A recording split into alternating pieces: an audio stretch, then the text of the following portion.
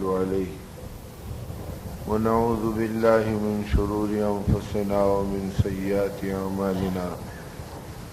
من يهده الله فلا مضل له ومن يضلله فلا هادي له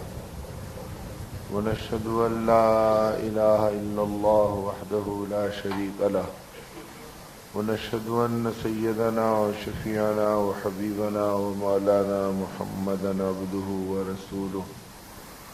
أرسله بالحق بشيرا ونذيرا بين يدي الساعة اللهم صل على سيدنا مولانا محمد وآله وأصحابه وبارك وسلم كما تحب ربنا وترضى عدد ما تحب ربنا وترضى. قال النبي صلى الله عليه وسلم من صام رمضان إيمانا واحتسابا غفر له ما تقدم من ذنبه. وقال عليه الصلاة والسلام المرء على دين خليله فلينظر أحدكم من يخالل أو كما قال عليه الصلاة والسلام. میرے محترم بزرگوں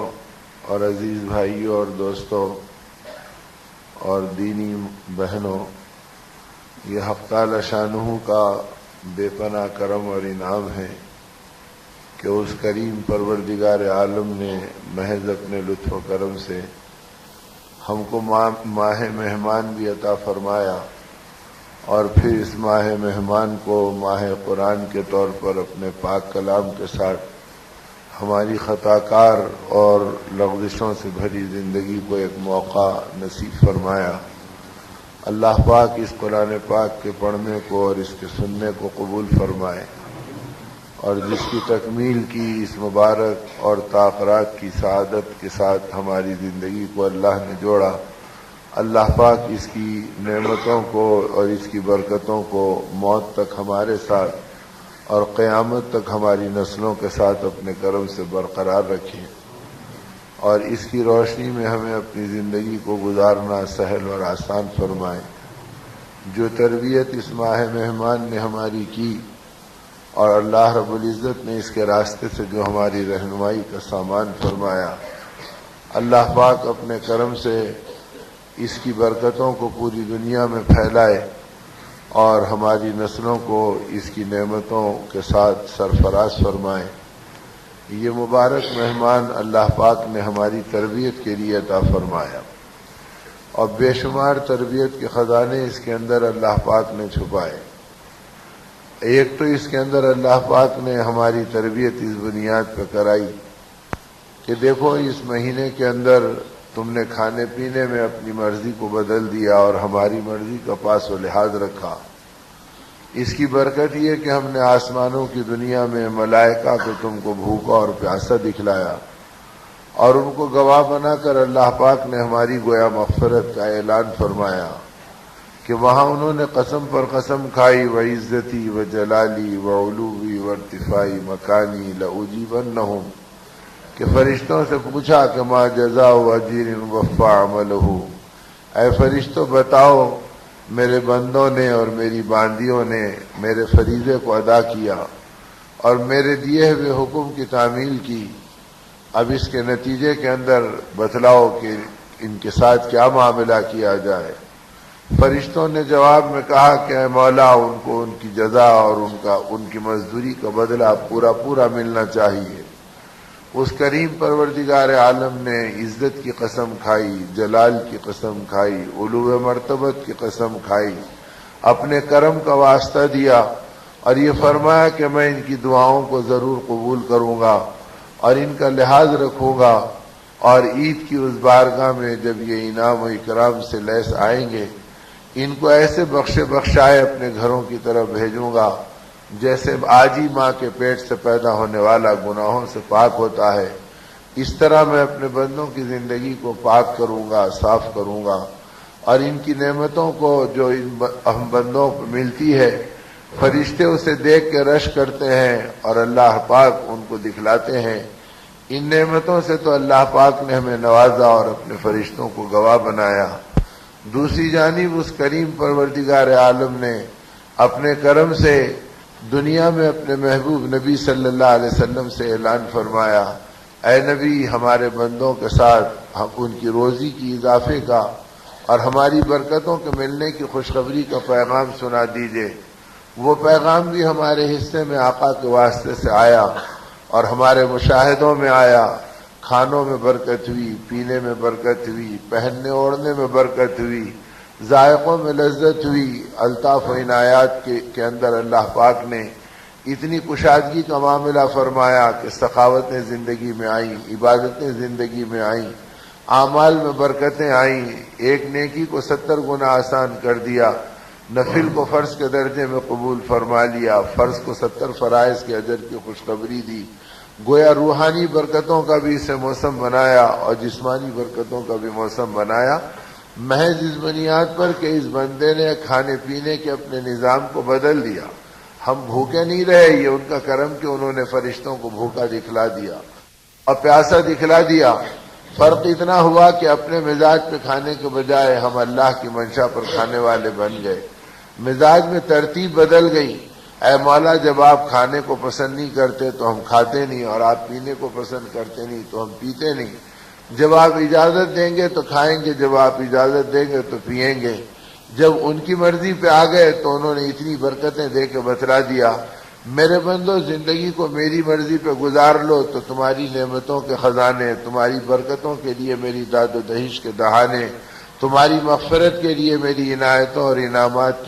کے گویا ریلے میں تمہارے روئے روئے میں منتقل کر دوں گا اور تمہاری زندگی کو اس انعام و اکرام سے نوازوں گا۔ تو گویا یہ مہینہ ہمارے لیے ایک تو اس تربیت کا بنا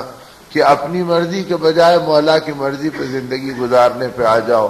اب جب یہ زندگی صحابہ کی اللہ کی مرضی پہ گزری اور اولیاء کی اللہ کی مرضی پہ گزری اور اہل اللہ کی اللہ کی مرضی پہ گزری اور علماء ربانین کی اللہ کی مرضی پہ گزری، اور قیامت تک جو بندے اللہ کی مرضی پر اپنی زندگی گزارتے رہیں گے، حق تعالی شانہ اس کی برکت سے ہماری دنیا کو بھی سنواریں گے، ہماری آخرت کو بھی سنواریں گے۔ جیسے رمضان کے اندر اپنی نعمتوں کو دے دیا اور نکھار دیا، ایسے بتلا دیا کہ یہ زندگی، یہ دنیا کی زندگی تمہاری، اور یہ دنیا کا مقام ہماری مرضی کے لیے، تمہاری مرضی کے لیے نہیں ہے۔ قیامت یہ ہے کہ اس ماہ رمضان کے سبب کو ہم بھول جاتے ہیں اور یہ تربیت ہمارے دل و دماغ سے اوجھل ہو جاتی ہے۔ نتیجے میں ہم اسی زندگی میں اپنی مرضی کو تلاش کرتے ہیں اور اپنی چاہتوں کو ڈھونڈتے ہیں، اور جتنی پریشانیاں انفرادی اور اجتماعی آج امت پر ہم پر آ رہی ہیں، وہ اس بنیاد پہ آ رہی ہے کہ جہاں اللہ کی مرضی کو پورا کرنا تھا وہاں ہم اپنی مرضی کے تلاش کرنے والے بن گئے۔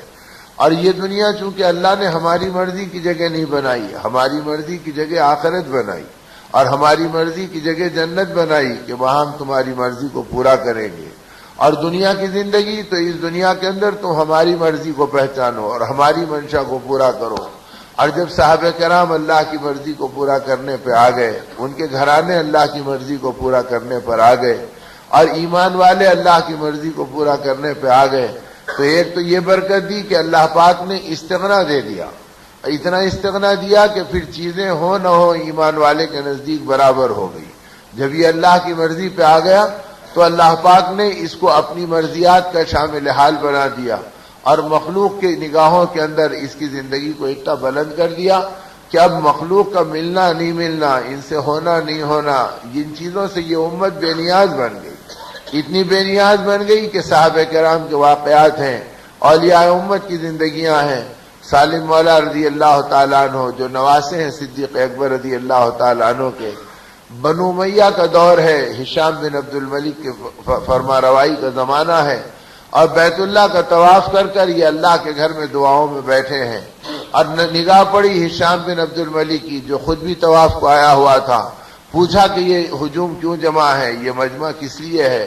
لوگوں نے کہا اللہ کے ولی یہاں پر موجود ہے، سالم مولا کو دیکھنے کے لیے، ان کی دعاؤں پہ آمین کہنے کے لیے اللہ کے بندے جمع ہیں۔ اس میں بھی گدگداہٹ ہوئی کہ چلو اللہ کے ولی کی دعاؤں میں شریک ہوں گا، ان کی کوئی خدمت کر کے کوئی بہانے کے طور پہ موقع پالوں گا۔ یہ اپنے طواف سے اور فارغ ہوا اور آ کے قریب بیٹھا۔ ظاہر ہے زمانے کا بادشاہ پہنچا تو دنیا چھٹنے لگی، لوگ ہٹنے لگے اور بادشاہ وقت کو جگہ ملی۔ تھوڑی دیر میں سالم مولا رضی اللہ تعالیٰ عنہ جب اپنے وظائف سے اپنی دعاؤں سے فارغ ہوئے،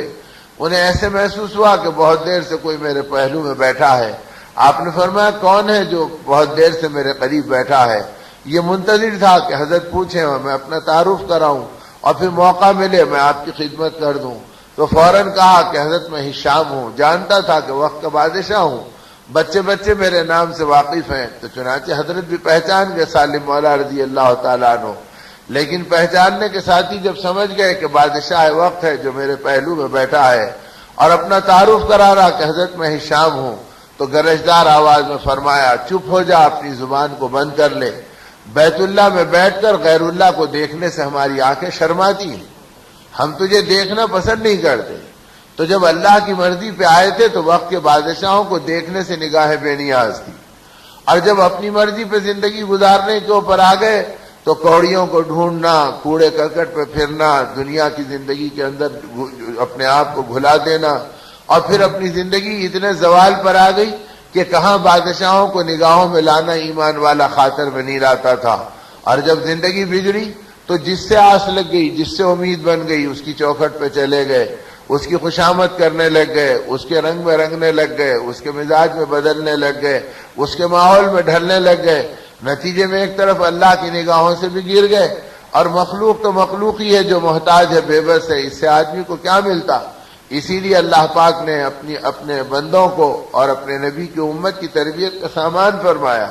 حدیث قدسی میں ان باتوں کو فرمایا، یا ابن آدم وَإِن تَرْضَىٰ بِمَا قَسَمْتُهُ لَكَ، اے میرے بندے تو اس بات پر اگر راضی ہو گیا جو میں نے تیرے لیے تقسیم کر دیا، تیرے مقدر میں بنا دیا، تو اس روزی پر، اس روٹی پر، اس فیصلے پر میرے راضی ہو گیا، تو میں تیرے ساتھ کیا معاملہ کروں گا؟ ارحت قلبک و بدنک، میں تیرے قلب کو راحت دوں گا، تیرے بدن کو سکون پہنچاؤں گا، تیری زندگی کے لیے گویا عزتوں کے فیصلے کروں گا۔ وَإِن لَّمْ تَرْضَىٰ بِمَا قَسَمْتُهُ لَكَ، اور اگر تو اس پہ راضی نہیں ہوا جو میں نے تقسیم کر دیا، بلکہ دنیا کی بھاگ دوڑ میں اور ریس میں شامل ہو گیا، اسے اتنا ملا تو مجھے اتنا ملنا چاہیے، اس کے پاس اتنی دنیا ہے تو میرے پاس اتنی دنیا ہونا چاہیے، اس کے پاس یہ سامان ہے تو میرے پاس یہ چیز ہونی چاہیے۔ اگر تو دنیا کی چیزوں پہ رال ٹپکاتا رہا اور میری تقسیم پہ راضی نہیں رہا، اور اسی دنیا کی بھاگ دوڑ میں اور اسی محنت کو اپنا مطلوب و مقصود بنا لیا، تو پھر میرا معاملہ تیرے ساتھ کیا ہوگا؟ فَوَعِزَّتِي وَسُلْطَانِي لَأُسَلِّطَنَّ عَلَيْكَ الدُّنْيَا، میرے عزت کی قسم، میری سلطنت کی قسم، پھر میں دنیا کی محبتوں کو اور دنیا کی فکروں کو تیری گردن پہ مسلط کر کے رکھ دوں گا۔ اور جب میں دنیا کی فکروں کو تیری گردن پہ مسلط کر کے رکھ دوں گا تو پھر اس کے نتیجے میں تیرا انجام کیا بنے گا؟ ترکض فیہا رغد الوحوش فی البریہ، جنگل کے جانور جیسے اپنی روٹی کے لیے مارے مارے پھرتے ہیں، ویسے تو بھی اپنی روزی کے لیے مارے مارے پھرتا رہے گا، تیرا چین چھن جائے گا، تیرا سکون لٹ جائے گا، تیری محنتوں کا خلاصہ بس دنیا کے چند ٹکڑے اور حقیر مال کے چند کھوٹے سکے بن جائیں گے۔ سوئے گا تو اسی غم میں، جاگے گا تو اسی کی فکر میں، سوچے گا تو اسی کے منصوبوں میں، محنت کرے گا تو اسی کو اپنے نگاہوں میں رکھ کر اب تیری زندگی کا سکون لٹ جائے گا اور تیری زندگی اعمال کی برکتوں سے خالی ہو جائے گی۔ اب تو جنگل کے درندوں کی طرح صرف دنیا کے پیچھے مارے مارے پھرنے میں اپنی زندگی لگا دے گا۔ اور یہ بھی یاد رکھ کہ تو اگر محنت کرے گا تو یہ ضروری نہیں کہ جتنی تو محنت کرے گا اتنا تیری روزی میں اضافہ ہوگا، تیرے مال میں بڑھوتری ہوگی، بلکہ یاد رکھ وَتَكُونُ عِندِي مَذْمُومًا ثُمَّ لَا يَكُونُ إِلَّا مَا كَتَبْتُهُ لَكَ، تجھے اتنا ہی ملے گا جتنا میں نے تیرے لیے مقدر کر دیا، اور میری نگاہوں کے اندر تو مذموم ہو جائے گا، گر جائے گا، اور جب میری نگاہوں میں گر جائے گا تو ہر ایک کی نگاہوں میں گر جائے گا۔ تو میرے دوستو، آج محنتوں کے بدل جانے نے اور فکروں کے پلٹ جانے نے، قرآن پاک کی روشنی میں زندگی گزارنے کا ذوق اجڑ جانے کے نتیجے میں حالات ایسے بن گئے کہ آدمی اسی دنیا کو سب کچھ سمجھنے لگا اور اسی زندگی کو کل سمجھنے لگا۔ بقول ہمارے اکابر کے، جب اس نے اسی دنیا کو سب کچھ سمجھا تو مالدار بننے کی تمناؤں میں قرضدار بننے لگ گیا، اور عزت کی تمناؤں میں ذلت اس کے قدموں میں آنے لگ گئی، اور سکون کی تمناؤں میں بے چین ہو گیا، اب سکون کا پیاسا اور بھوکا بن گیا۔ اب یہ چیزیں زندگی میں اپنے قبضے اور اپنے ہاتھوں سے نکلنے لگ گئی، اور انہی چیزوں کے اندر زندگی اجڑنے لگی اور اسی اعمال میں لوٹنے لگ گئی۔ یہ ماہ مہمان اس تربیت کے لیے آیا تھا کہ اے اندھے انسانوں، اپنی مرضی سے زندگی کو نکالو، اگر تم اللہ کی مرضی پہ صرف کھانے پینے کی ترتیب بدلتے ہیں تو اللہ اتنی برکتیں دیتے ہیں، اگر تم اللہ کی مرضی پہ جینے میں مرنے کی ترتیب بدل دو گے تو اللہ اپنی برکتوں کے خزانے اڑے لیں گے، اپنی رحمتوں اور داد و دہیش کے انعامات تمہارے اوپر برسائیں گے۔ اسی لیے صحابہ کرام رضوان اللہ علیہ اجمعین کا مبارک طبقہ کبھی اس دنیا کو منہ لگانے پہ تیار نہیں ہوا، یعنی یہ نہیں کہ غربت کی وجہ سے بے نیاز رہے اور ان چیزوں سے مجبور ہو کر اپنے آپ کو بچائے رکھے، بلکہ جب مال و دولت کے انبار پڑے، سونے چاندی کے ڈھیر آئے، گورنریاں ان کی ٹھوکروں میں آئی، تو اس کے باوجود زندگی کے انداز وہ رہے، ملک شام کے گورنر بنائے گئے۔ حضرت عمر ابن سعید رضی اللہ تعالیٰ عنہ، حضرت عمر نے بھیجا تو رونے لگے، فرمایا امیر المومنین کسی اور کو بھیج دیجئے، میں اس کا اہل نہیں ہوں۔ فرمایا کہ تم تو یہی کہتے رہو کہ تم اہل نہیں ہے، لیکن ہماری نگاہ میں تم ہی اس کے اہل ہیں، جاؤ اور ملک شام کو سنبھالو۔ اب ملک شام گئے تو اپنی زندگی کے اندر اتنے محتاط اور اتنی اپنی زندگی کو بچا بچا کے گزارا کہ ہر چیز کی اطلاع دیتے اور ہر چیز کے بارے میں اللہ سے ڈرتے، بیت المال سے ایک حب سیاہ لینے سے گھبراتے، درخت کے سائے میں اپنی رات گزار لیتے۔ لوگ کہتے کہ آپ ہمارے امیر ہیں اور ملک شام کا اللہ نے آپ کو گورنر بنایا ہے، رہنے کے لیے کوئی کمرہ بنا لیتے، کوئی مکان بنا لیتے۔ فرمایا کہ بیت المال سے میں کچھ لینا گوارا نہیں کرتا کہ کہیں ایسا نہ ہو کہ اس کا حساب و کتاب میری آخرت کو خطرے میں ڈال دے، میں اسی میں مطمئن ہوں۔ تو وقت کا گورنر ہے اور درخت کے سائے میں اپنی رات گزار دے رہا ہے، مخلوق کی فریادیں سن رہے ہیں اور پھر اس کے بعد اس میں ڈر رہے ہیں میرے فیصلے حق پہ ہوئے یا نہیں ہوئے۔ کئی دن گزر گئے، کافی عرصہ ہو گیا، مہینوں کا فاصلہ پڑ گیا، حضرت عمر کو آپ کے بارے میں کوئی اطلاع نہیں ملی، تو اپنے ساتھیوں سے مشورہ کیا کہ کہیں عمر ابن سعید میں تبدیلی تو نہیں آ گئی، اور عرصہ ہو گیا انہوں نے اپنی کارگزاری نہیں بھیجی۔ کارگزاری بھیجی تھی لیکن قاصد کے پہنچنے میں دیر ہو گئی تھی، آپ نے دوسرا قاصد مدینے سے روانہ کر دیا اور کہا کہ ہم عمر ابن سعید کو معزول کرتے ہیں اور ان کی جگہ دوسرے کو ملک شام کا گورنر بناتے ہیں۔ اب اس حمص کے علاقے کا گورنر کسی اور کو بنا دیا اور حمص کے علاقے کے جو گورنر حضرت عمر ابن سعید تھے ان کو واپس لوٹنے کا حکم دے دیا۔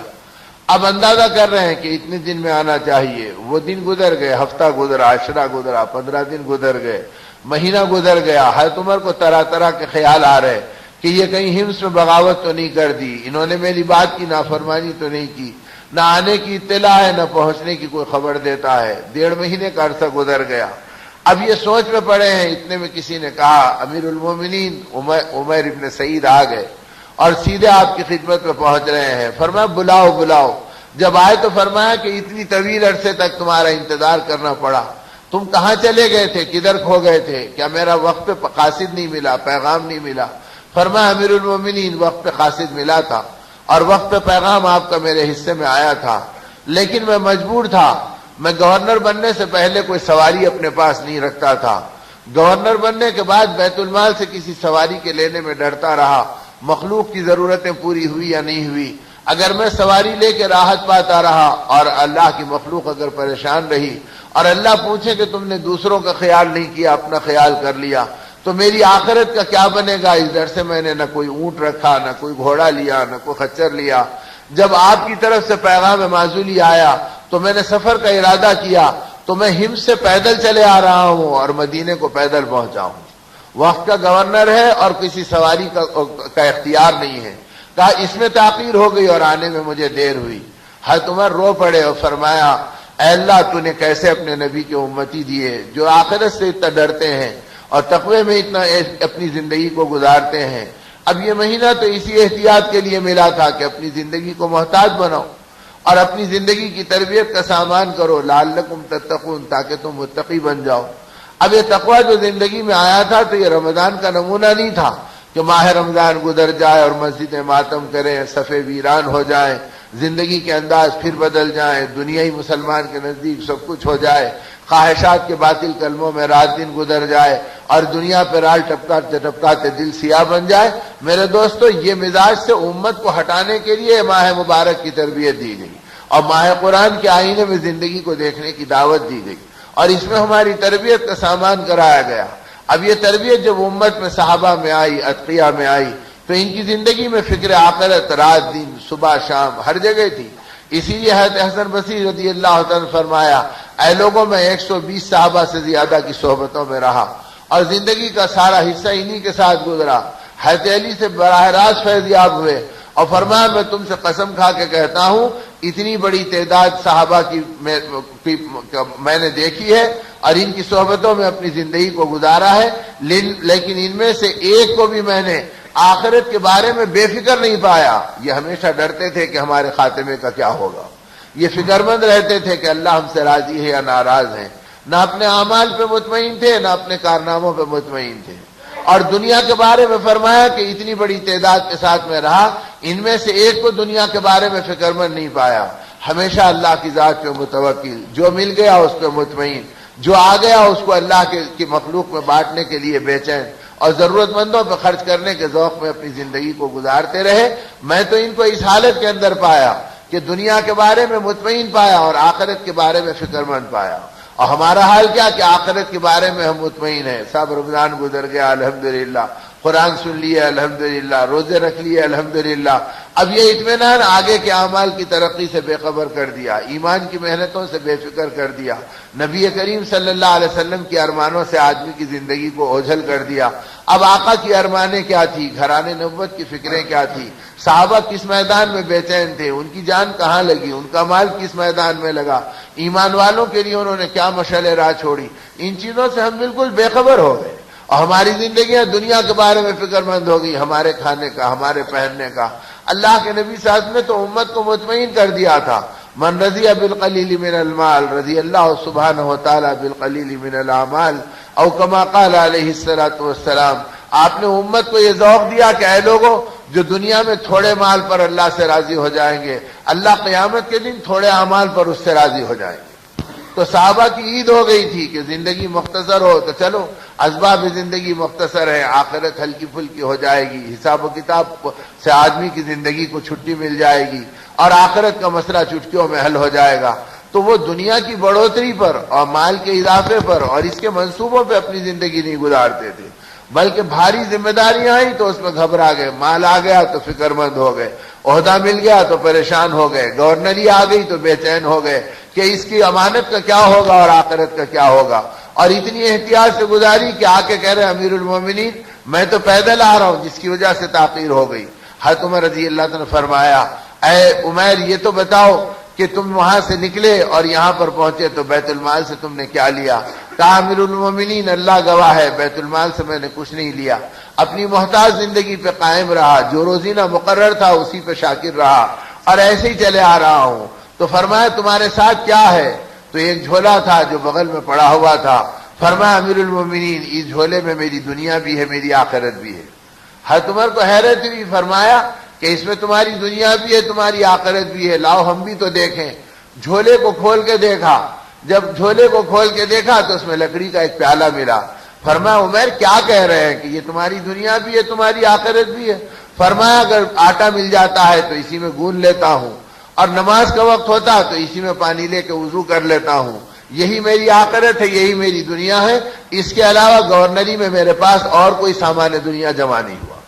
پوری گورنری میں لکڑی کے ایک پیالے پہ قناعت کی اور بدن کے جوڑے پہ زندگی گزار دی. فرمایا تمہارے کپڑے کہاں ہیں؟ فرمایا امیر المومنین اور گورنری سے پہلے ایک ہی جوڑے پہ زندگی گزار رہا تھا، گورنری کے بعد دوسرا جوڑا بیت المال سے لیتے ہوئے دل گھبرایا کہ اس کا حساب کہاں سے اللہ کی بارگاہ میں دوں گا. نہیں معلوم کتنی مخلوق ننگی ہے اور کتنی مخلوق کے پاس ایک جوڑا ہے، ان کے پھٹے کپڑوں کے بعد میں دوسرا جوڑا کیسے لے سکتا ہوں. اس گھبراہٹ نے مجھے دوسرا جوڑا لینے پہ سے بھی مانے رکھا اور میں ایسی زندگی گزارا. حضرت عمر رضی اللہ عنہ نے دعائیں دی، فرمایا اے سعید جاؤ اور جاؤ اپنے گھر پہ آرام کرو. تو حضرت عمر ابن سعید اپنے گھر آ گئے. پھر ایک صحابی کو بلا کے فرمایا کہ میری طرف سے مہمان بننا اور ایک دن اور ایک رات ان کے ساتھ رہنا اور دیکھنا کہ ایسے ہی ہیں عمر ابن سعید جیسے میرے سامنے آئے تھے. تو یہ 1000 اشرفیوں اور 1000 دینار کی ایک تھیلی ہے، اسے اپنے ساتھ لے جانا. اور ایسی 2 تھیلیاں دی، فرمایا ان 2 تھیلیوں کو 1000 کی اپنے ساتھ لے جانا اور اگر زندگی ایسی نظر آ گئی تو میری طرف سے تحفے کے طور پہ دے دینا اور اگر زندگی میں تبدیلی آئی تو مجھے خبر کرنا کہ میں پہچانوں کہ واقعی اس نے زندگی ایسی احتیاط کی گزاری ہے یا میرے سامنے ایسا آیا اور پیچھے کوئی اور زندگی ہے. گئے عمر ابن سعید، گورنر کے پیچھے صحابی پہنچے. کہا کہ بھائی تمہارا کیا حال ہے؟ کہا مبارک کے مہمان کا آنا، مرحبا، قبول کیا، اپنے گھر ٹھہرایا، رات زندگی گزار لی، دن کا وقت آیا تو دن کے اوقات گزر گئے، کھانے کا وقت آیا تو اندر سے بیوی نے ایک برتن کے اندر جو کی روٹی بھیجی اور سالن کی جگہ کے اوپر نمک کی کنکریاں بھیجی اور کہا ہمارے گھر میں اور کوئی سالن نہیں ہے، ہم نمک کی کنکری سے جو کی روٹی لگا کے کھا لیتے ہیں، اللہ کا شکر ہے اسی پہ ہماری زندگی گزر رہی ہے۔ تو گورنر کے گھر کو دیکھا کہ سالن کی کوئی گنجائش نہیں ہے اور جو کی روٹی کے اوپر قناعت کر کے اپنی زندگی کو گزار رہے ہیں۔ جب دن بھر یہ حال دیکھا تو رات میں رو پڑے اور فرمایا اے عمیر، اللہ تمہارے حال پہ رحم کرے، تم نے دنیا سے کوئی جی لگانے کا تعلق ہی نہیں جوڑا، اس سے کسی رشتے کو اپنے ساتھ محبت کے بنایا ہی نہیں۔ لو امیر المومنین نے مجھے بھیجا تھا، میں مہمان بننے کے لیے نہیں آیا، میں تمہارے حال دیکھنے کے لیے آیا، اور ان 2000 اشرفیوں کی دونوں تھیلیوں کو رکھو، اور امیر المومنین نے ان 2000 دینار کو تمہیں تحفے کے طور پہ دیا۔ فرمایا اسے دیکھ کے کانپنے لگے اور فرمایا ارے اس دنیا کو لے کے کیا کروں گا، میرے گھر میں ابھی 3.5 سیر جو پڑی ہے، وہ پہلے ختم ہوگی یا زندگی پہلے ختم ہوگی میں نہیں جانتا، اگر زندگی اس جو کے ختم ہونے سے پہلے ختم ہو گئی اور یہ دنیا میرے گھر میں پڑے رہی تو مجھے اللہ کے سامنے شرمندگی ہوگی کہ تم میرے محبت کا دم بھرتے تھے اور اپنے گھر میں دنیا چھوڑ کر آئے، میں لینے کے لیے تیار نہیں، اسے امیر المومنین کو واپس کر دو۔ نے اصرار کیا اور کہا امیر المومنین نے بھیجا ہے اور بغیر کسی سوال کے بھیجا ہے تو لے لو، مدینے کے پریشان حال حاجت مند موجود ہیں، انہیں دے کے اپنی آخرت کا توشہ بنا لیں گے۔ تو رو کے فرمایا کوئی برتن نہیں ہے کہ جس میں اسے لے سکوں، ہمارے گھر میں 2000 اشرفی لینے کے لیے کوئی چیز نہیں ہے کہ جس کے اندر لے لوں۔ جب بیوی نے سنا تو اپنے دوپٹے کا کپڑا پھاڑا اور اوڑھنی کا ایک کپڑا پھاڑ کے دیا اور کہا امیر المومنین کا ہدیہ ہے، اس میں لے لو، اس سے ضائع مت کرو۔ تو اس اپنے بیوی کے پھٹے ہوئے کپڑے میں اس ہدیے کو قبول کیا۔ اس سارے منظر کو دیکھ کے وہ صحابی گئے اور حضرت عمر کو ساری اطلاع دی۔ حضرت عمر رو کے کہنے لگے اے اللہ، تو نے کیسے کیسے نبی کے امتی مجھے عطا فرمائے کہ ان کے ذریعے سے دنیا میں تیرا نظام چل رہا ہے، یہ دنیا کی محبتوں سے بے نیاز ہے اور لالچ دنیا کی ان کو کوئی بہکا نہیں سکتی، ان کے ایمان کو متاثر نہیں کر سکتی۔ آپ نے دعائیں دی اور اس کے بعد پھر ایک صحابی کو دوڑایا اور کہا کہ عمیر ابن سعید کو بلاؤ تاکہ میں اس سے بات کروں۔ جب بلائے تو فرمایا سچ سچ بتاؤ، تم نے ان 2000 میرے بھیجے ہوئے اس تحفے کو اور اس دینار کو اس سے کیا استعمال کرنا سوچا اور کیسے برتنے کا منصوبہ بنایا؟ تو حضرت ابن سعید رونے لگے اور رو کے فرمایا امیر المومنین اللہ گواہ ہے، آپ کے بھیجے ہوئے مال میں 1 درہم اور 1 حبہ سیاہ بھی اب میرے گھر میں باقی نہیں ہے۔ آپ کے پاس آنے سے پہلے میری بیوی نے مدینے کے ضرورت مندوں کے پتے بتا دیے، میں ان بیواؤں میں تقسیم کر دیا، ان یتیموں پہ خرچ کر دیا اور 1 حبہ سیاہ بھی باقی نہیں رکھا۔ میرے گھر میں 3.5 سیر جو پڑی ہے، وہی میری دنیا میرے لیے بہت کافی ہے، میں اسی سے گھبرا رہا ہوں، اب اس کو کہاں رکھتا تو آپ پاس آنے سے پہلے میں نے اسے تقسیم کر دیا۔ حضرت عمر اور بے قرار ہو گئے اور فرمایا اے ابن سعید، میری تمنا یہ ہے دوبارہ جا کر اس گورنری کو قبول کر لو اور جا کر پھر ہمس کے علاقے کی ذمہ داری کو سنبھال لو۔ تو حضرت ابن سعید کی چیخ نکل گئی، فرمایا کہ امیر المومنین اللہ کے لیے اب مجھے مت بھیجیے، اس گورنری نے میرے اخلاق بگاڑ دیے اور میں ڈرتا ہوں اور روز رات میں رو کر اللہ سے معافی مانگتا ہوں کہ میری آخرت کا کیا ہوگا۔ فرمایا ابن سعید کیا کہہ رہے ہیں؟ فرمایا گورنری کی اس پوری مدت میں ایک مرتبہ ایک عیسائی راہب کو جب وہ ضد پہ اڑ گیا اور اپنی بات پہ مصر ہو گیا تو میری طبیعت جھلا گئی، تو میں نے کہا خدا تجھے رسوا کرے، تو مجھے پریشان کرتا ہے۔ آج تک اپنی زبان پکڑ کر روتا ہوں اور کہتا ہوں گورنری کے نشے میں تو نے اللہ کے ایک بندے کو رسوا کرنے کے لیے کہہ دیا اور لعن طعن کیا، اگر اللہ تیرے بول پہ پکڑ کریں گے تو تیری آخرت کا کیا ہوگا؟ میں اپنے اخلاق پہ گھبرا رہا ہوں اور اپنے اعمال پہ ڈر رہا ہوں، میں دوبارہ گورنری قبول کرنے کے لیے تیار نہیں۔ حضرت عمر نے کہا جاؤ آرام کرو، پھر مشورہ کریں گے۔ حضرت ابن سعید گھر آئے آرام کی نیت سے۔ دوسرے دن حضرت عمر کو اطلاع پڑی کہ عمیر بیمار پڑ گئے تو آپ پریشان ہوئے، کہا مدینے کے اطباء کو بلاؤ، ان کا علاج کراؤ۔ 2-3 دن گزرے، معلوم ہوا کہ بیماری بڑھ گئی، یہاں تک کہ حضرت عمر بیٹھے ہیں کسی مشورے کی مہم میں لگے ہیں، اتنے میں جنازہ آیا۔ لوگوں نے کہا کہ یہ عمیر ابن سعید کا جنازہ ہے، اللہ نے ان کو اٹھا لیا۔ تو حضرت عمر کی ہچکیاں لگ گئیں اور رو پڑے، اتنے روئے کہ آپ کو دیکھ کے پوری محفل غمزدہ ہو گئی۔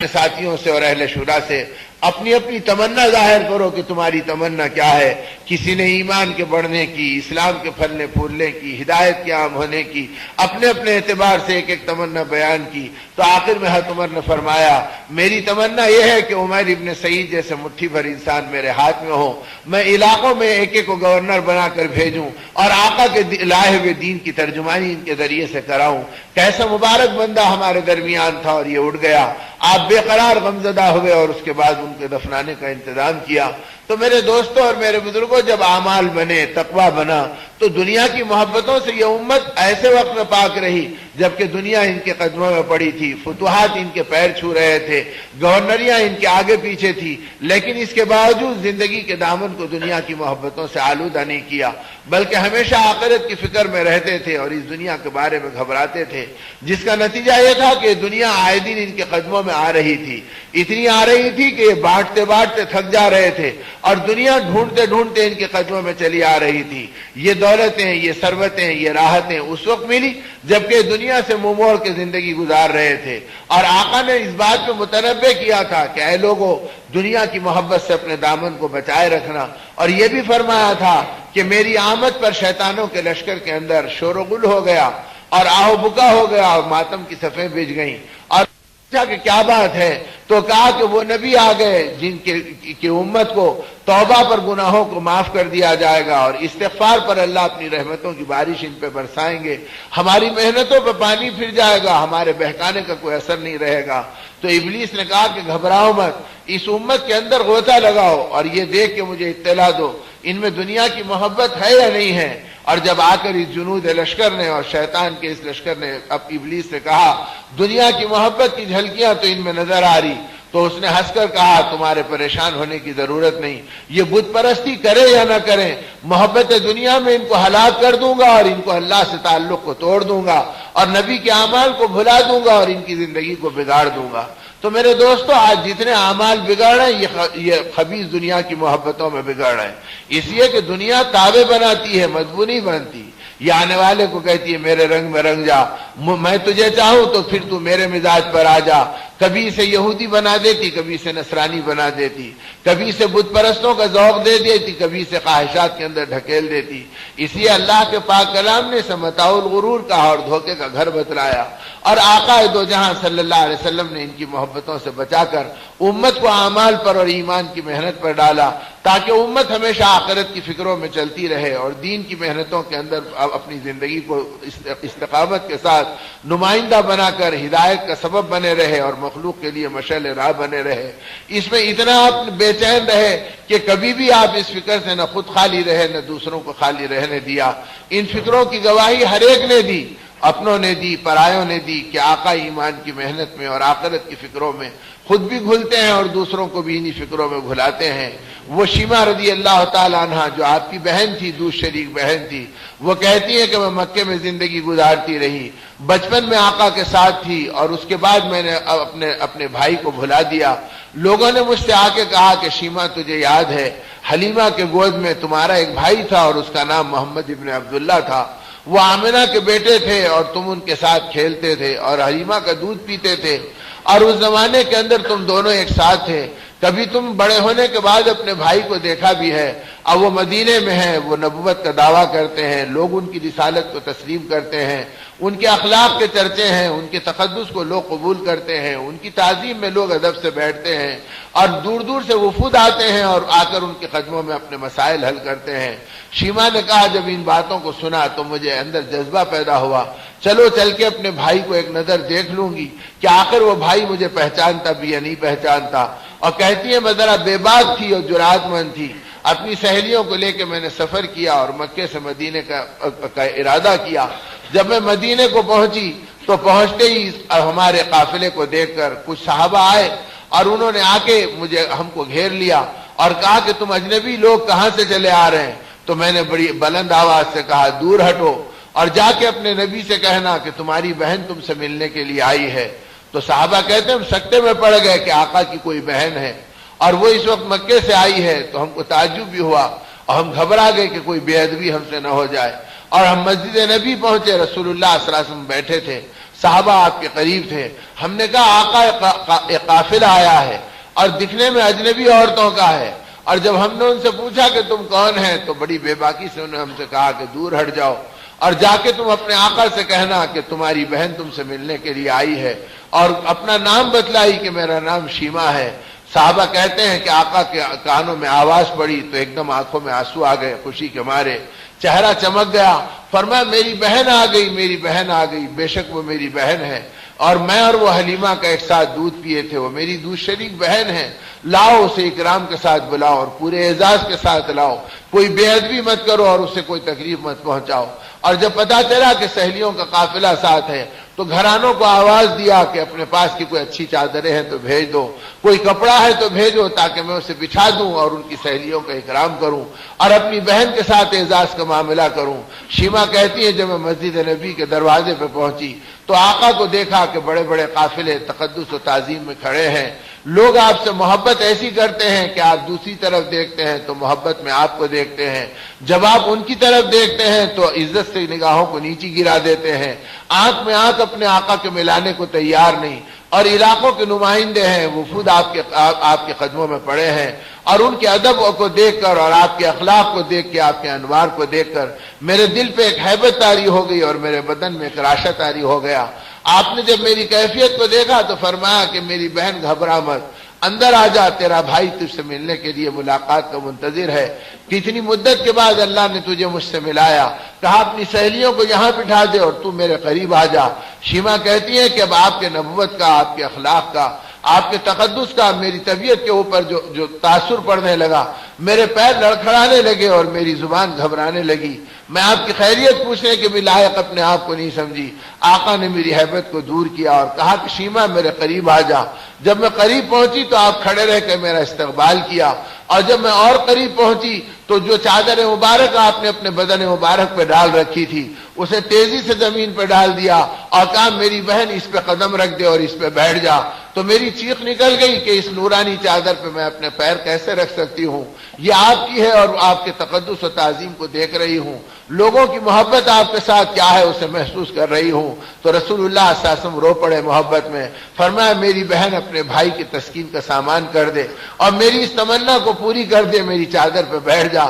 یہ کہہ کر آپ نے اپنی بہن کو قریب بٹھایا. پھر دیکھا کہ بھی حیبت گئی نہیں تو بچپن کے دن یاد دلائے. کہا شیما تم میری نگرانی کرتی تھی, حلیمہ کے گود میں میری حفاظت کا سامان کرتی تھی, دور جاتی تو بھاگ کے آ کے مجھے لپٹا لیتی تھی. شیما تمہیں یاد ہے کہ کھیلنے کے زمانے میں ایک مرتبہ تم نے محبت سے اپنے دانتوں سے مجھے کترا تھا اور میرے کونی کے اوپر اور مہنڈے کے نیچے تمہارے دانتوں کے نشان ابھی تک ہے. جب تو یاد آ جاتی ہے تو میں ان نشانوں کو پیار کر کے تیری محبت کو یاد کرتا ہوں. یہ کہہ کر اپنی آستین اٹھا کر مجھ کو میرے دانتوں کا نشان دکھلائے, مجھے مانوس کیا, مجھے قریب بٹھایا. میں نے اپنے آقا کی اس پیار و محبت کے منظر کو دیکھا تو میرا دل پگھل گیا. میں نے کہا کہ آقا میں آئی تو تھی اپنے بھائی محمد ابن عبداللہ سے ملنے کے لیے, لیکن اب میری زبان محمد الرسول اللہ پکارنے کے لیے بےتاب ہے. آپ مجھے وہ ایمان کا کلمہ پڑھا دیجئے اور اللہ کی توحید اور اپنی رسالت سکھلا دیجئے. رسول اللہ صلی اللہ علیہ وسلم خوشی کے مارے مچل گئے,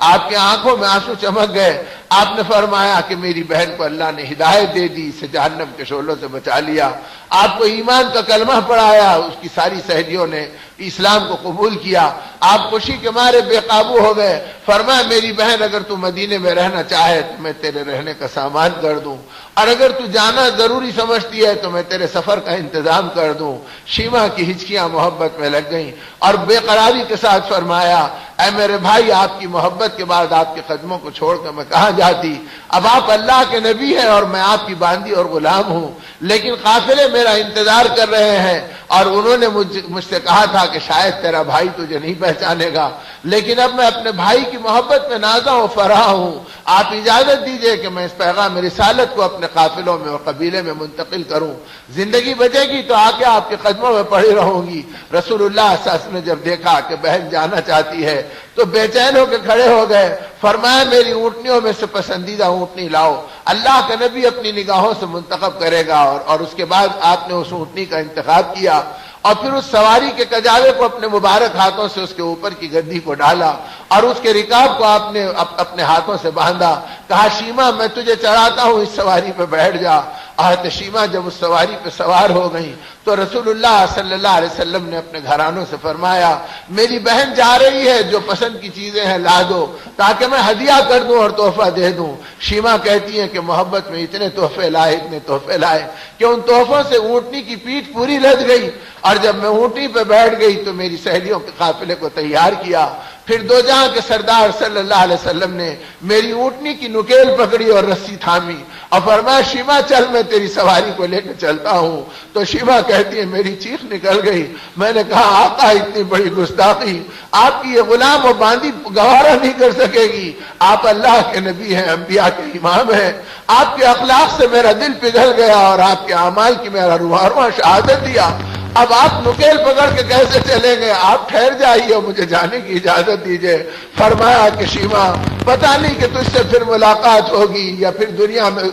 رخصتی کا وقت آ جائے گا، اپنے بھائی کے دکھے آنکھوں کو ٹھنڈک پہنچا دے اور مجھے اپنے بہن کی خدمت کر لینے دے۔ شیما نے کہا آقا اگر آپ چلنا ہی چاہتے ہیں تو میں اتر جاتی ہوں اور آپ اونٹنی پہ بیٹھ جائیے۔ فرمایا شیما اللہ کے لیے اپنے بھائی کے بے قرار دل کو سکون پہنچا دے، میں تجھے اترنے کی اجازت نہیں دیتا، مجھے چلنے دے کہ میں کچھ دور تجھے چھوڑ دوں۔ صحابہ کہتے ہیں کہ آقا نے اپنی بہن کو سواری پہ بٹھایا اور اونٹنی کی نکیل اپنے ہاتھ میں پکڑی اور پیدل چلتے چلتے مسجد نبی سے مسجد قباء تک گئے، اور 3 کلومیٹر کا راستہ دو جہاں کے سردار صلی اللہ علیہ وسلم نے پیدل طے کیا، اور پھر وہاں سے جب شیما رخصت ہوئی ہچکیاں لیتے ہوئے اور سسکیاں بھرتے ہوئے تو آقا نے ہاتھ کے اشارے سے اپنی بہن کو رخصت کیا اور کہا کہ اللہ تجھے ایمان پر استقامت دے اور میرے پیغام کو تیرے ذریعے سے دنیا میں پھیلا دے۔ شیما کہتی ہے کہ میں اپنے بھائی کی محبت کو اور ان کی جدائی کے غم کو لے کے بے قرار مدینے سے چلی ہوں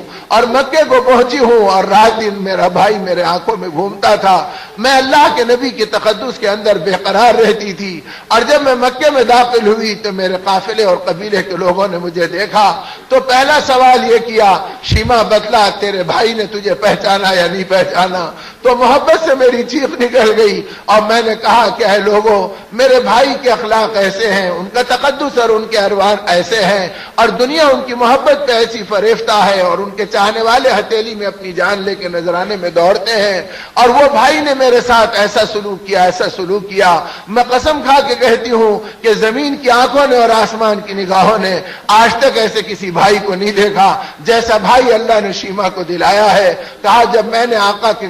اخلاق اور ان کے تذکرے کیے تو لوگوں کے قلوب اتنے متاثر ہوئے کہ میری اونٹنی کی پیٹھ سے اترنے سے پہلے 70 عورتوں نے ایمان کا کلمہ پڑھا اور رسول اللہ صلی اللہ علیہ وسلم کی غلامی میں داخل ہوئے۔ میں اللہ کا شکر ادا کی اور آگے بڑھ کے جب اپنے قبیلے میں جا کر آقا کا ذکر کیا تو 300 گھرانے ایمان میں داخل ہو گئے۔ یہ کارگزاری مدینے میں پہنچی اور رسول اللہ صلی اللہ علیہ وسلم کو معلوم ہوئی، آپ خوشی میں بے حال ہو گئے۔ فرمایا مولا آپ کیسے کریم ہیں، اپنے نبی کو بہانہ بنا کر آپ نے میری بہن کے ساتھ کرم کا معاملہ کیا، اسے بھڑکتے شعلوں سے بچا لیا، اور اس کے صدقے آپ نے گھرانوں کو ہدایت دے دی اور سینکڑوں عورتوں کو اسلام میں داخل کرا دیا۔ میرے دوست اور میرے بزرگوں، جس آقا نے ایک ایک امتی کے بارے میں اور ایک ایک فرد بشر کے بارے میں اپنی بے چینیوں کا اظہار کیا اور حق کا پیغام پہنچایا، اللہ نے اس آقا کا مجھے اور آپ کو نام لیوا بنایا۔ اور ہمارا حال یہ ہے کہ وہ بیگانوں کے لیے بے قرار تھے، ہم پیٹ کی اولاد کو ایمان کا سبق نہیں دے سکے، آقا کی محبتیں نہیں بتلا سکے، اپنے گھرانوں میں نبی کے احسانات کے تذکرے نہیں کر سکے، اس قرآن کے تقاضوں پر اپنی زندگی کو رنگ نہیں سکے، اس ماہ رمضان کی تربیت پہ اپنی زندگی کو باقی نہیں رکھے۔ رمضان آئے اور گزر گئے اور ہمارے ہاتھوں اس کے انوار لٹ گئے اور قرآن کی برکتیں کھو گئی اور ہم پھر دنیا کے ٹکڑوں کے غلام بن گئے، ان کے کھوٹے سکوں کے پیچھے اپنی زندگی کو اجاڑ گئے۔ ہم نے سوچا بھی نہیں کہ کل اللہ کو منہ دکھانا ہے اور اللہ کی بارگاہ میں اپنے آقا کا سامنا کرنا ہے اور شفاعت کا دامن پکڑنا ہے۔ جو آقا ہماری محبتوں میں رات دن تڑپے اور صبح شام ہماری محبتوں میں بے چین ہوئے، یہ صاف کہہ دیا ہے لوگوں، اللہ نے میرے ساتھ بڑے بڑے اعزازات کا معاملہ فرمایا، انا اول الناس خروجا اذا بعثوا، میں پہلا آدمی ہوں گا جو قیامت کے دن اٹھایا جاؤں گا، پھر ابو بکر و عمر اٹھائے جائیں گے، میں ان وزیروں کے کاندھے پہ ہاتھ رکھ ہٹ کر بقی کے قبرستان جاؤں گا، ان کو پکاروں گا تو وہ سب اٹھ کر میرے پیچھے آئیں گے، پھر میں اہل جنت المحلہ کو آواز دوں گا، وہ بھی آئیں گے، میں ان کو لے کے قیامت کے میدان میں حاضر ہوں گا۔ لیکن اس اعزاز پہ یاد رکھنا میں فخر نہیں کرتا، مجھے لوائے ہم دیا جائے گا، ہم کا جھنڈا میرے ہاتھ میں ہوگا جو کسی نبی کے ہاتھ میں نہیں ہوگا، لیکن اس اعزاز پہ میں فخر نہیں کرتا۔ اگر فخر کروں گا تو میں اپنی امت کی کثرت پہ فخر کروں گا، میں تمہاری تعداد پہ فخر کروں گا، لیکن میرے دوستو آقا کس تعداد پہ فخر کریں گے؟ اس تعداد پہ کریں گے جو ان کی ارمانوں پہ گھل گئے، جو ان کی تمناؤں پہ مٹ گئے، جو ان کی محبتوں میں اپنی زندگیوں کو نذرانوں کو نثار کر دیا، یا ان کو دیکھ کے آپ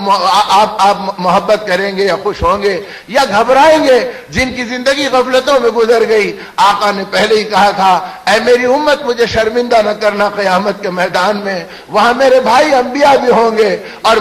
میرے نبی کے دشمن بھی ہوں گے۔ اگر تم بچل گئے اور میرے دامن کو چھوڑ دیا اور قرآن کی روشنی سے ہٹ گئے اور تمہاری زندگی بگڑ گئی اور اس دن تم مجرموں کی صف میں کھڑا کیے جائیں گے تو تمہارے نبی کے دل کو چوٹ پڑے گی اور مجھے ٹھیس پہنچے گی۔ یا اللہ میری امت کا یہ حال ہے، میں شرمندہ ہوں گا، میں پریشان ہوں گا۔ میرے دوستو اگر ہم نے دین کی محنت نہیں کی اور امت بغیر کلمے کے مر رہی ہے اور بغیر جنازے کے دفن ہو رہی ہے اور امت بدعمالیوں کا شکار ہو گئی، خدا نخواستہ امت کے زانی کھڑے ہو گئے اور امت کے جواری کھڑے ہو گئے اور امت کے سودی کاروبار کے لین دین والے کھڑے ہو گئے، تو کیا آقا کو خوشی ہوگی یا آپ کا غم بھڑک جائے گا؟ ارے جن کے لیے میرا خون بہا تھا، جن کے لیے میری اولاد بھوک میں تڑپی تھی، جن کے لیے میرے گھرانے کے چولہے بجھے تھے اور جن کے لیے میں نے چہیتے صحابہ کو شہادت کا ذوق دلایا تھا، ان کی بیوائیں جب بیوہ ہو گئی اور سہاگ اجڑ گیا تو مدینے میں کوئی ان کی کراہوں کو تسلی دینے والا نہیں تھا، ان کے آنسو پوچھنے والا نہیں تھا۔ یہ قربانی کے ساتھ میں نے امت کو دنیا میں پھیلایا اور وہ امت اتنی داغدار بن گئی کہ یہ سود کے اڈوں پہ نظر آ گئی، یہ جھوٹ کے اڈوں پہ نظر آ گئی، یہ زنا اور شراب میں نظر آ گئی، یہ غفلتوں میں نظر آ گئی، تو آقا کتنے بے چین و بے قرار ہوں گے۔ آپ نے تو تڑپ کے اللہ سے مانگا تھا، اے اللہ تیرے نبی کی تمنا اور دعا یہ ہے کہ قیامت کے دن میری امت کا حساب میرے ہاتھوں میں دے دے۔ اللہ پاک علام الغیوب ہونے کے باوجود اپنے جبرائیل امین کو بھیجا اور اپنے نبی کی تسلی کا سامان کیا۔ پوچھو کہ ہمارے نبی اپنی امت کا حساب اپنے ہاتھوں میں کیوں مانگتے ہیں؟ جب جبرائیل آئے اور کہنے لگے اے اللہ کے نبی آپ نے اپنے ہاتھوں میں کیوں مانگا، تو تڑپ گئے، رو پڑے اور رو کے فرمایا کہ جبرائیل میری امت کمزور ہے، اگر یہ گناہوں میں بچل گئی، غفلتوں میں پھسل گئی تو قیامت کے دن حشر کے میدان میں میرے بھائی انبیاء ہوں گے، میرے اور نبی کے دشمن ہوں گے، ان کے درمیان میری امت کی رسوائی کو تمہارا نبی گوارا نہیں کر سکتا، میرے دل پہ چوٹ پڑے گی، مجھے شرمندگی ہوگی، میں چاہتا ہوں اوروں کی نگاہ سے بچا کر امت کا حساب لے لوں۔ حق تعالیٰ کی رحمت جوش میں ابل پڑی، اللہ پاک نے جبرائیل کو بھیجا، اے ہمارے نبی کو ہمارا سلام و پیام پہنچاؤ اور کہنا کہ اے ہمارے نبی آپ اوروں کی نگاہ سے چھپانا چاہتے ہیں اور اللہ پاک آپ کی نگاہوں سے چھپا کر اور رحمت کی چادر اڑا کر اور باپ سے زیادہ شفقت اور محبت کے ساتھ حساب و کتاب کا معاملہ کرے گا۔ اے نبی آپ گھبرائیے مت، ہم آپ کی امت کو رسوا نہیں کریں گے۔ میرے دوستو جس آقا نے ہم کو اتنا چاہا ہو، ہمارے لیے اتنا بے چین ہوئے ہوں اور اس پاک کلام کی امانت کو ہم تک پہنچایا ہو، آج یہ امت اس اللہ کی عظمت کو، اس آقا کی محبت کو، ان کی قربانیوں کی بے چینیوں کو، ان کے چہیتے صحابہ کے تڑپنے کو بھلا گئی اور دنیا کے کھوٹے سکوں پہ راضی ہو گئی اور اس مردار تمناؤں پر اپنی جوانی کو داؤ پہ لگا دی، اپنے بڑھاپے کو لٹا دیا اور اپنی زندگی کے غم کو خواہشات میں بدل دیا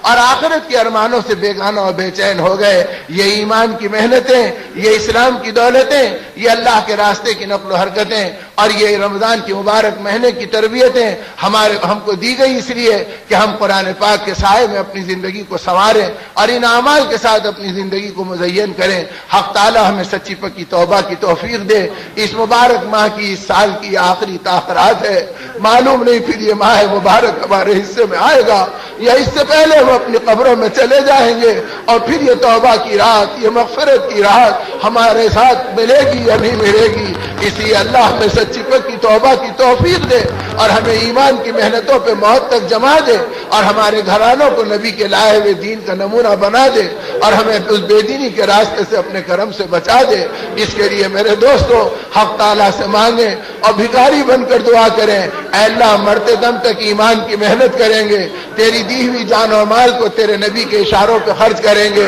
4 مہینے کا زندگی تیرے نام پہ لگا دیں گے اور 3 دن کیا اپنے گھرانے کے ماحول کو ایمان میں بسائیں گے اور اپنی جوانی بڑھاپے کو ان محنتوں میں لگائیں گے۔ اللہ میرے غفلتوں کو بھی معاف کرے اور پوری امت کو صحیح راستے پہ اپنے کرم سے ڈالے۔ درود شریف پڑھ کے دعا کر لے کہ حق تعالیٰ اس ماہ مبارک کی برکتوں سے ہماری زندگی کو اپنے کرم سے نواز دے اور اپنے انعامات سے ہماری زندگی کو آراستہ کر دے اور خیر کی بنیادوں پر اللہ پاک اپنے کرم سے ہماری زندگی کو گزروا دے، ساری بیماریوں کو اللہ پاک دور کرا دے اور بیچاری ان عورتوں کے اور ان بچوں کے پریشانی اور حوادث کو دور فرمائے، جن کی چٹھیاں آ رہی ہے اور جن کی تمنائیں آ رہی ہیں۔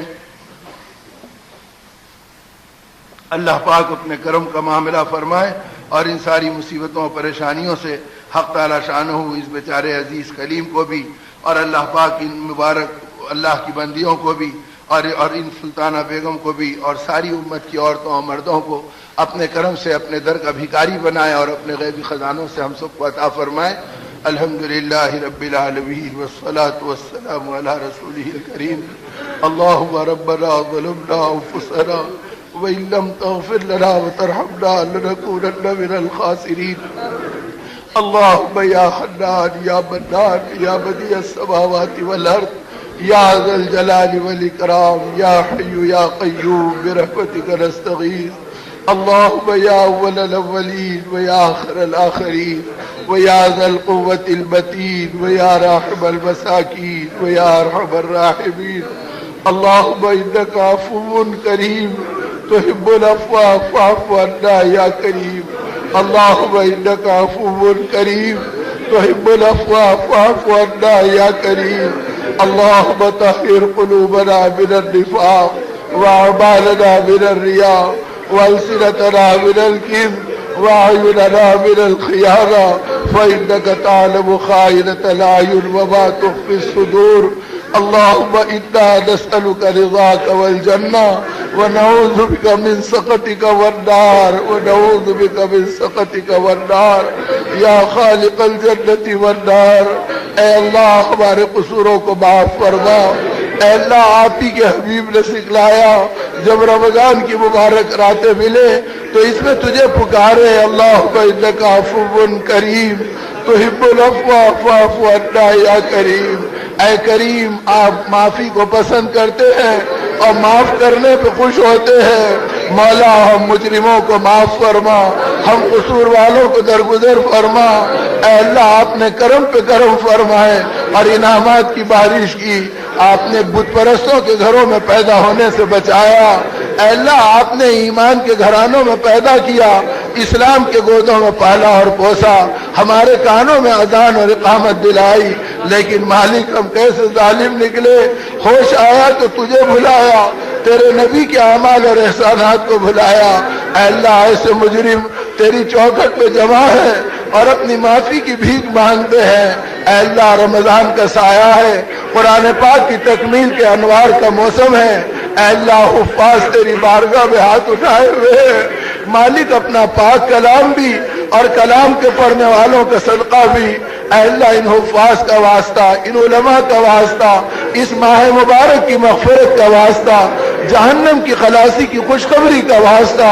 مالک امت پہ کرم فرما دے، تیرے حبیب کی امت بڑی پریشانیوں میں گرفتار ہے، اے اللہ ذلتوں کو عزت سے بدل دے، اے اللہ پریشانی کو سکون سے بدل دے، اے اللہ مقروضوں کے قرضوں کو غیب سے ادا کرا دے، اے اللہ تنگیوں کو خوشحالی سے اور حلال روزی سے بدل دے، اے اللہ اپنے کرم سے سودی لعنتوں سے ہمیں بچا لے، اے اللہ ہر قسم کی نافرمانیوں سے ہماری حفاظت فرما دے، اے اللہ جو تیرے امت کے افراد قیدی ہیں انہیں رہائی نصیب فرما، اے اللہ ان کے گھرانوں کو ٹھنڈک نصیب فرما، جو ناجائز مقدمات میں گھرے انہیں رہائی عطا فرما، اے اللہ بیماروں نے اپنی اپنی درخواستیں پیش کی ہے، اے مولا تمام بیماروں کو موذی امراض سے بچا لے، مہلک امراض سے نکال لے، اے اللہ کمزور ہیں تو طاقت دے دے، بیمار ہے تو صحت دے دے، بے اولاد ہے تو اولاد عطا فرما دے، اولاد ہے تو ان میں صالحیت اور دین کی خدمت گزار بنا لے، اے اللہ امت کی بیٹیاں جو گھروں میں بیٹھی ہے مالک ان کو پاکیزہ رشتہ دے دے، اے اللہ ہماری دنیا کی آزمائش سے بھی ہم کو بچا لے، اے مالک ہمارے گناہ تو پہاڑوں سے بھی بڑھ کر ہے لیکن تیری رحمت ہمارے گناہوں سے بہت وسیع ہے، اے اللہ اپنے حبیب کے آنسوؤں کی لاج رکھ لے، اے اللہ ان کی قربانیوں پہ پیار فرما لے، اے اللہ وہ ہماری محبتوں میں بہت تڑپ گئے، اے اللہ اپنے کرم سے ہمیں تقویٰ دے دے، ہمیں توکل دے دے، ہمیں ایمان کا کمال دے دے،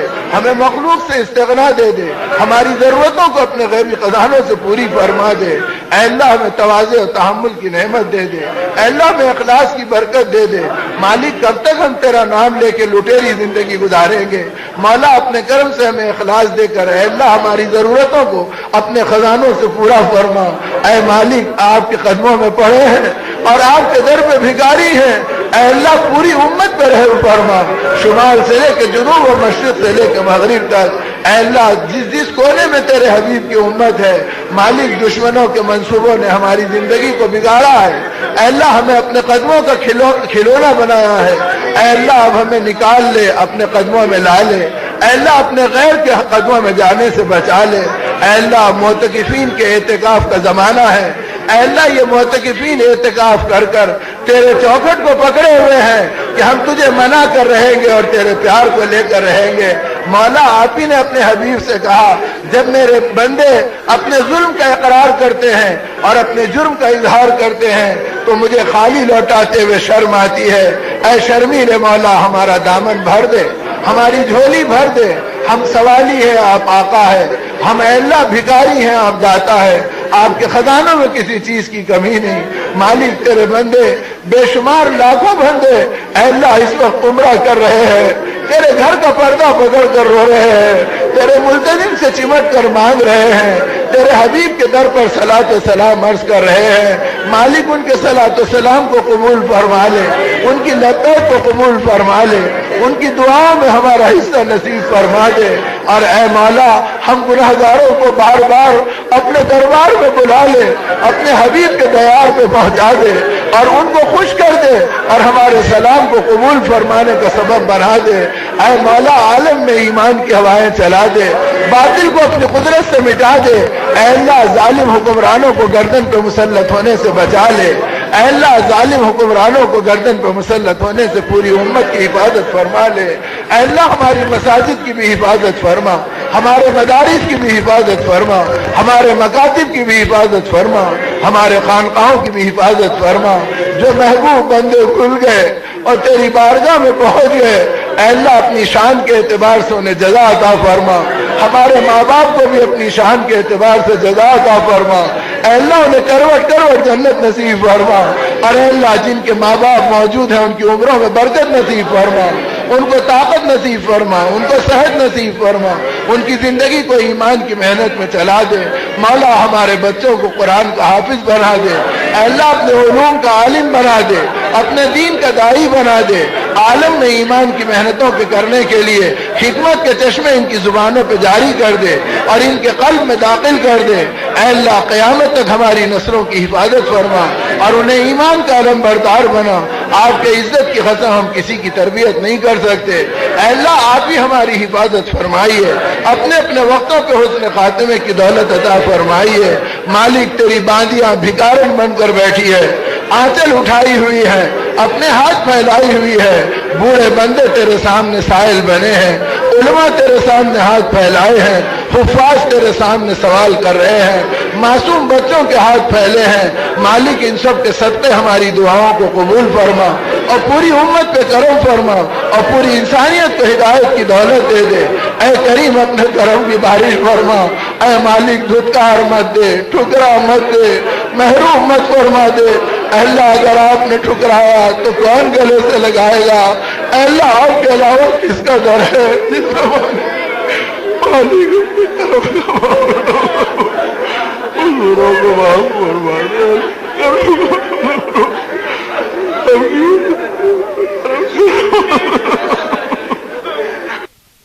دعاؤں کو اپنے کرم سے قبول فرما. صلی اللہ تعالی علی خیر خلقہ ونور عرشہ محمد وآلہ وصحبہ اجمعین والحمد للہ رب العالمین برحمتک یا رب. السلام علیکم ورحمۃ اللہ وبرکاتہ. الاشرف اسلامک سی ڈی سینٹر. ہمارے پاس مختلف مشہور قراء کرام کی قراتیں، مشہور و معروف نعتوں اور نظموں کی سی ڈیز اور دنیا کے مشہور و معروف علماء کرام کے تقاریر اور خطابات